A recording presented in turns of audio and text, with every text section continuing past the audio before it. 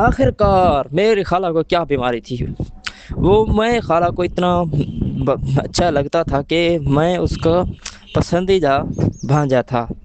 میں اپنے گھر میں رہتا تھا، وہ جو ہے نا گاؤں میں رہتی تھی، ہم شہر میں رہتے تھے، میں، میرا باپ اور میری بہن اور میری والدہ، اور وہاں پر جو ہے نا خالو جو ہے نا انگلینڈ ہوتے ہیں، وہاں پر ان کا اپنا بزنس ہے، اور میری خالہ گھر میں اکیلی رہتی تھی، اور وہاں پر ایک نوکرانی بھی اس کے ساتھ رہتی تھی، اور اسے ضروری کام کے لیے انگلینڈ جانا پڑا، جس کی وجہ سے میری خالہ گھر میں اکیلی رہتی تھی۔ ایک دن میرے خالو میری ممی سے بات کر رہے تھے کہ میں نے چھپ کر ان کی باتیں سن لی۔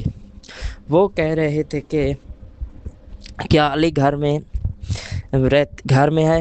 تو میں نے کہا وہ اسکول تو جاتا ہے لیکن ہے گھر میں، ہم تو شہر میں رہتے تھے اور وہ گاؤں کے آدمی تھے۔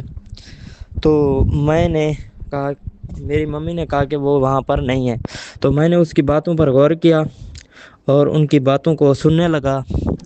جب میں نے ان کی باتوں کو سنا تو مجھے ایسا محسوس ہوا۔ ایک دفعہ کا ذکر ہے، میں اپنے گھر میں اکیلی تھی اور میرا بابا بھی گھر میں اکیلا تھا، اور اس نے کہا کہ آپ جو ہے نا اپنے بیٹے علی کو میرے پاس بھیج دیں، کیونکہ نوکرانی جو ہے نا اس نے چھٹی کر لی، وہ 4 دن ہو گئے وہ کام پر نہیں آ رہی، جس کی وجہ سے میں آپ کو بلا رہا ہوں، آپ کے بیٹے علی کو بلا رہا ہوں، اس لیے میں آپ کو کال کی تھی۔ کیا آپ کا علی بیٹا خالہ کے پاس آ جائے گا؟ تو میری امی نے ڈائریکٹ ہی کال کٹائی اور وہ میرے کمرے میں آ گئی تھی۔ میں تو باتیں سن رہا تھا اور اس نے مجھے جگانے لگی، میں نے بہانہ بنایا ہوا تھا، اور اس نے مجھے جگایا اور کہنے لگی کہ بیٹا آپ کی خالہ وہاں پر اکیلی رہتی ہے، کیا آپ اس کے ساتھ رہیں گے؟ میں نے کہا جی ہاں، کیوں نہ۔ تو مجھے اس نے کچھ پیسے دیے اور شام کو ہی میری ٹکٹ کرا ڈالی۔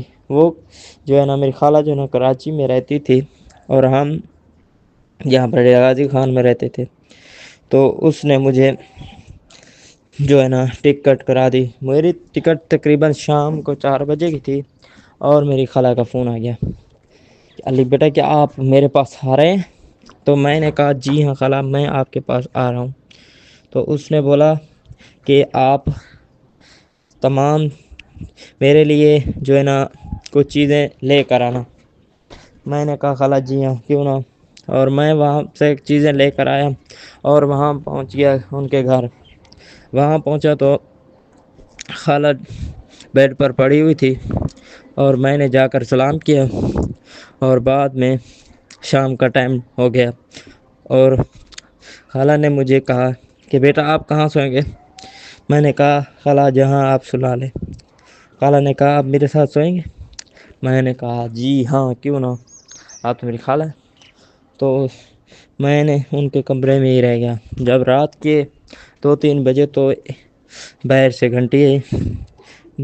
گھنٹی کھٹکھٹانے لگی، خالہ کے ہوش ہی اڑ گئے کہ باہر کون ہے۔